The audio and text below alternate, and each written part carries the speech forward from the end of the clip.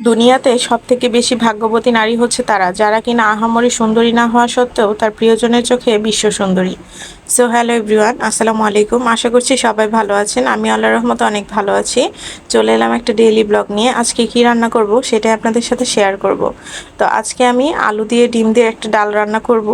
এটা কোন কোন অঞ্চলে প্রচলিত আসলে আমার জানা নেই, তো আমি মাঝে মাঝে রান্না করি, সেটাই আজকে আপনাদের সাথে শেয়ার করব। আমি প্রথমে আলুটাকে খুব ভালো করে সিদ্ধ করে নিয়েছি, এরপর ছিলে নিয়েছি, এরপর আমি আলুটাকে খুব ভালো করে চটকিয়ে নিচ্ছি। ঠিক যেভাবে আমরা ভর্তা করি ওইভাবে আমি মিহি করে চটকিয়ে নিলাম। এরপর আমি সামান্য একটু পানি দিয়ে রেখে দিচ্ছি এক সাইডে। এরপর চুলাতে একটা কড়াই বসিয়ে নিয়েছি। এখানে আমি একটা বাটির মধ্যে 3টা ডিম ভাজার জন্য যতটুকু পেঁয়াজ মরিচ লাগে সেই পরিমাণ নিয়ে তার মধ্যে একটু লবণ দিয়ে খুব ভালো করে মাখিয়ে নিয়েছি। এরপর একটা বাটির মধ্যে আমি একটা ডিমে ভাজার জন্য যতটুকু পেঁয়াজ মরিচ লাগে সেটা নিয়ে একটা ডিম ভেঙে নিলাম। অবাক করার বিষয় হচ্ছে এই ডিমটার মধ্যে 2টা কুসুম ছিল, যেটা দেখে আমার খুবই ভালো লেগেছে। এরপর কড়াইতে তেলটা গরম হয়ে আসলে আমি ডিমটা ঢেলে দিয়েছি। এই তো ডিমটা এক সাইড হয়ে এসেছে, এবার উল্টিয়ে দিচ্ছি। আমি ডিমটা মাঝখান দিয়ে একটু কেটে দিব, কেটে দিলে তরকারিতে দিলে পরে হচ্ছে ভালো লাগে, আর আমান ডিমটা দিলে তরকারিটা পুরোটাই আর কি জুড়ে থাকে, ভালো লাগে না। তার জন্য একটু ডিমটা কেটে নিয়েছি। এরপর আমি অন্য একটা কড়াইতে তেল দিয়ে নিলাম, এর মধ্যে 1 মুঠ পরিমাণ পেঁয়াজ দিয়ে নিয়েছি। এর মধ্যে আমি একটু আস্ত জিরা দিব। এরপর আমি কিছু শুকনা মশলা অ্যাড করবো। এখানে আমি 2টা তেজপাতা, 2টা দারচিনি, 2টা এলাচ দিয়ে দিয়েছি।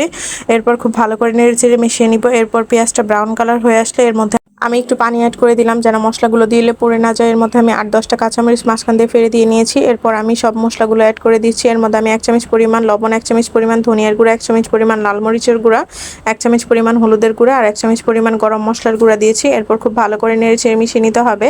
এরপর আমি এক এক করে বাটা মশলাগুলো অ্যাড করে দিচ্ছি। এর মধ্যে আমি 1 চামচ পরিমাণ জিরা বাটা, 1 চামচ পরিমাণ রসুন বাটা আর 1 চামচ পরিমাণ আদা বাটা দিয়ে আবারও নেড়ে চেড়ে মিশিয়ে নিতে হবে।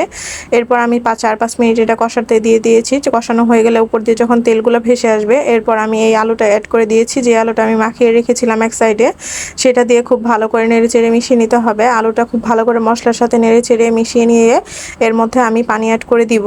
এই রান্নাটা দুইভাবে করা যায়। আপনি প্রথমেও বাগার দিয়ে রান্নাটা করতে পারবেন, এরপর তরকারিটা যখন হয়ে আসবে সেই মুহূর্তে বাগার দেওয়া যায়। দুইভাবেই ভালো লাগে, তো আমি দুইভাবে রান্না করি। আজকে এইভাবে রান্না করতেছি।